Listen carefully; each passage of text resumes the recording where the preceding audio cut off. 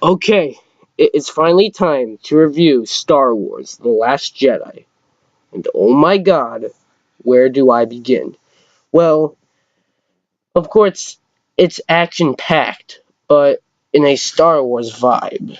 It's filled with twists and moments that make you say, holy shit. Welcome to my Star Wars Episode 8, The Last Jedi review. Now, I'm sorry, but in order to do this review, I have to spoil. So, spoilers up ahead. Alright, so I'm starting with the twists. The twists were awesome. And I did say it with plural, because there is more than one. Kylo actually kills Snoke,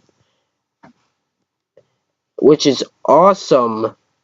And then he turns to Rey and helps, and they team up to kill all the guards.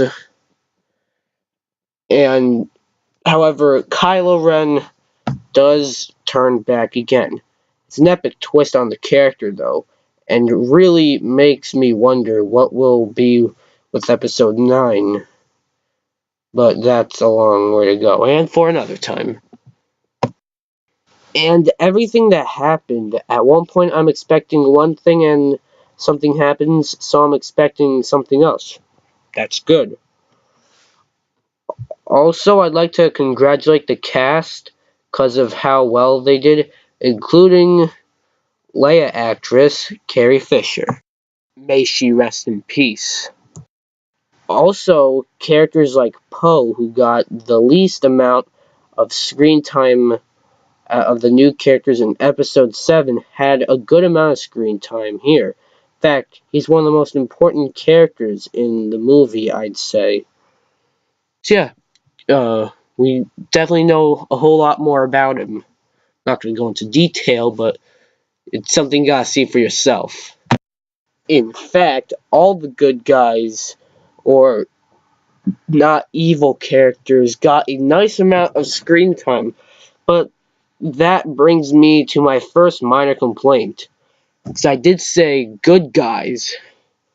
Some of the villains didn't get as much screen time at all. For example, Captain Phasma just came when Finn and new character Rose were caught doing something and was ready to execute them. Later on, Finn and Captain Phasma did have that fight that was teased in the trailer, but before you knew it, it was over. And spoiler alert, Phasma probably died. I say probably because she did just fall onto something and explode. But you know, due to Star Wars logic, you can survive that. Similar to Snoke, was just shown to speak to Kylo Ren, and then later on telling him that he needs to kill Rey, but then Kylo Ren kills him, cuts him in half, which, again, based on Star Wars logic, you can survive that. You don't believe me? Darth Maul. There. But he's probably dead. And, however, that's probably one of my favorite parts of the movie.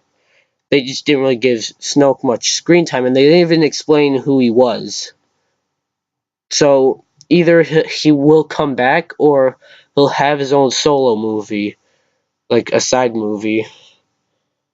But yeah, it is one of my favorite parts of the movie, and Kylo and Rey, again, did team up to kill every guard, but like I said earlier, Kylo Ren doesn't want to go. Good. He wants Rey to come with him. Also, I do think that the backstory of Kylo Ren was pretty interesting, and how he became Kylo Ren. So let me just give you the rundown. Luke saw evil in Kylo Ren, so he was about to kill him, and then Kylo Ren fought back. But then, so since Kylo Ren was all like angry and everything, because it's quite clear he had some anger issues, he destroyed the temple, and everyone in there, except for a few Jedis that later became the still untalked about Knights of Ren. But my only other complaint is that there wasn't really a full lightsaber fight. I mean, it looked like Kylo Ren and Luke were going to have a fight, but Luke was just doing some Jedi stuff. And yeah. Speaking of Luke, he is exactly how you'd expect him as an old version of himself to be. All haunted by the past, all damaged, and refuses to even train Rey at first. Not to mention, the death of Luke Skywalker was good. I feel like it was executed really well, and it was a nice goodbye. So it's like two different things going on at once. There's Rey trying to get Luke to train her, and there's the thing with the First Order and Poe and the Resistance. And then there's also Finn and Rose going undercover and stuff.